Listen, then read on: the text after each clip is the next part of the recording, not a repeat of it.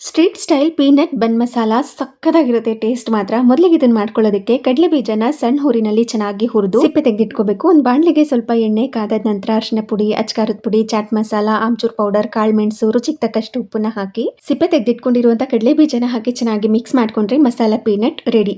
ಇದಕ್ಕೆ ಸಣ್ಣದಾಗಿ ಹೆಚ್ಚಿಟ್ಕೊಂಡಿರುವಂಥ ಈರುಳ್ಳಿ, ತುರಿದಿಟ್ಕೊಂಡಿರುವಂಥ ಕ್ಯಾರೆಟ್, ಟೊಮ್ಯಾಟೊ, ಸೌತೆಕಾಯಿ, ಸಣ್ಣದಾಗಿ ಹೆಚ್ಚಿಟ್ಕೊಂಡಿರುವಂಥ ಹಸಿಮೆಣಸಿನಕಾಯಿ, ಕೊತ್ತಂಬರಿ ಸೊಪ್ಪು, ಸ್ವಲ್ಪ ನಿಂಬೆ ಹಣ್ಣಿನ ರಸ, ರುಚಿಗೆ ತಕ್ಕಷ್ಟು ಉಪ್ಪು, ಸ್ವಲ್ಪ ಚಾಟ್ ಮಸಾಲನ ಹಾಕಿದ್ರೆ ಸ್ಟಫಿಂಗ್ ಕೂಡ ರೆಡಿ ಆಗಿರುತ್ತೆ.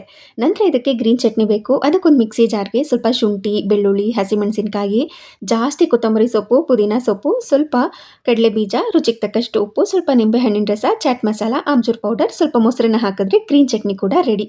ಇವಾಗ ಬನ್ನ ತಗೊಂಡು ಮಧ್ಯಕ್ಕೆ ಇದನ್ನ ಕಟ್ ಮಾಡಿ ಈ ಗ್ರೀನ್ ಚಟ್ನಿನ ಎರಡೂ ಸೈಡು ಕೂಡ ಹಾಕಿ ರೆಡಿ ಮಾಡಿ ಇಟ್ಕೊಂಡಿರುವಂಥ ಸ್ಟಫಿಂಗ್ ಅದ್ರ ಮೇಲೆ ಸ್ವಲ್ಪ ಸೇವ್ನ ಹಾಕಿ ಸರ್ವ್ ಮಾಡಿದ್ರೆ ಸ್ಟ್ರೀಟ್ ಸ್ಟೈಲ್ ಪೀನಟ್ ಬನ್ ಮಸಾಲ ರೆಡಿ ಆಗಿರುತ್ತೆ.